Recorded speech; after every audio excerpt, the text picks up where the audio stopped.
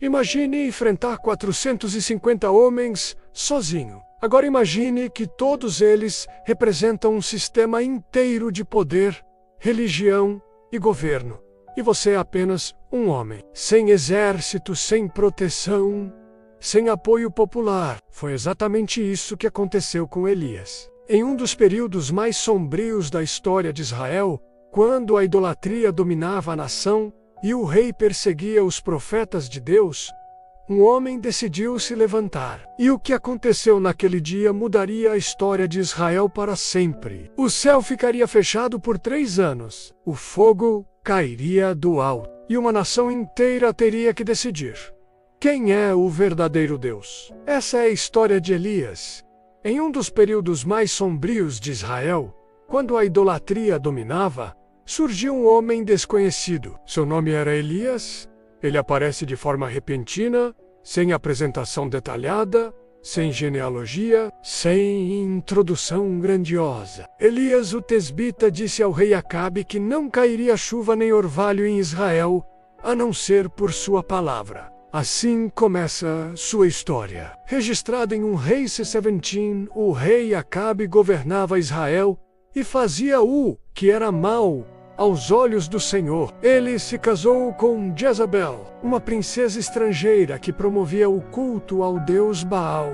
Altares foram erguidos, profetas de Deus foram perseguidos, e a idolatria tomou conta do povo. Então Elias anuncia o juízo, uma seca severa. E imediatamente a palavra se cumpre. Após declarar isso, Deus ordena que Elias se esconda junto ao ribeiro de Querite.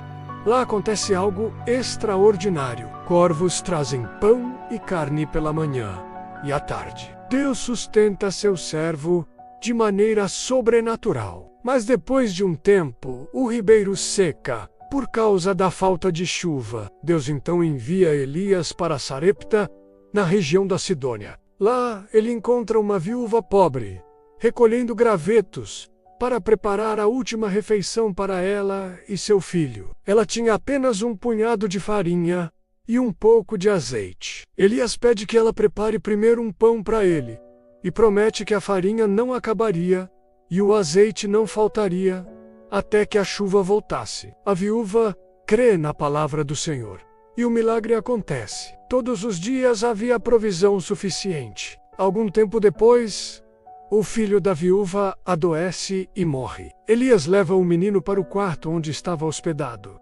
Ora intensamente ao Senhor e pede que a vida volte ao corpo da criança. Deus ouve a oração de Elias e o menino revive. Foi um dos primeiros registros de ressurreição na Bíblia. Depois de 3 anos de seca, Deus ordena que Elias se apresente novamente ao rei Acabe. O confronto agora seria público. Elias propõe um desafio no Monte Carmelo.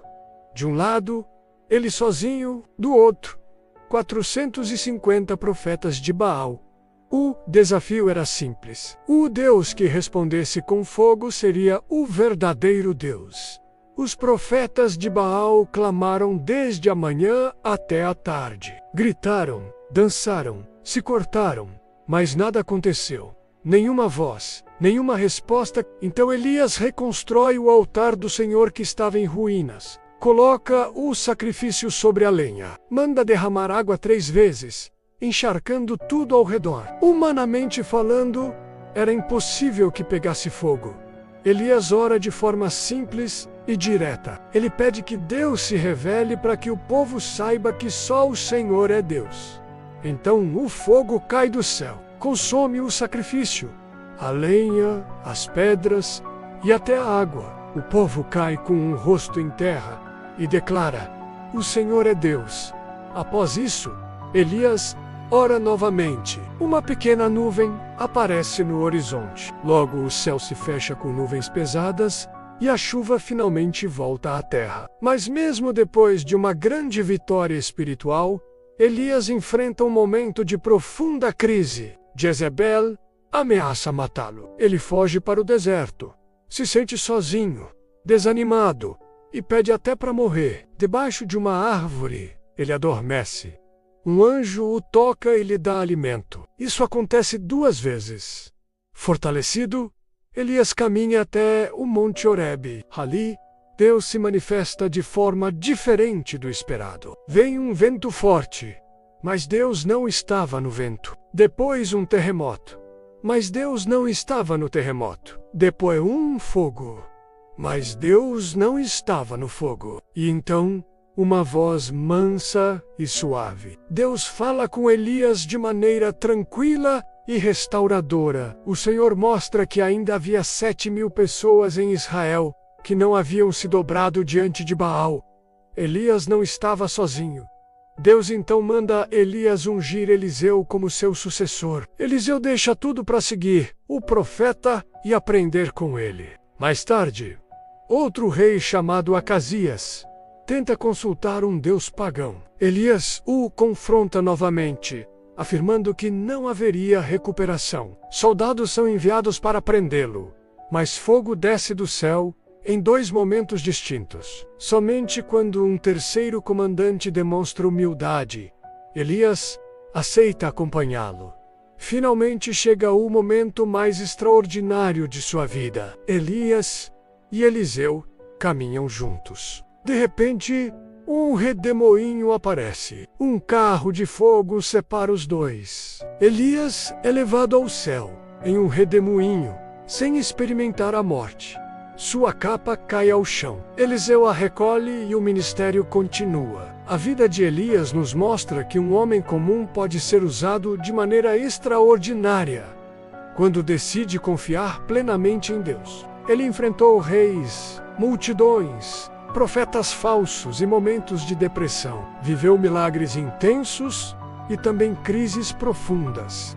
Mas em cada fase Deus permaneceu fiel. Elias nos ensina que a fé verdadeira não depende das circunstâncias. Mesmo quando o céu parece fechado, Deus continua no controle. Mesmo quando nos sentimos sozinhos, Ele ainda tem um propósito maior. A história de Elias é um lembrete poderoso. O Senhor ainda responde com fogo, ainda sustenta no deserto, ainda fala na voz suave, e ainda conduz seus servos até o fim de seus propósitos. E a pergunta que fica é: estamos prontos para confiar em Deus, como Elias confiou?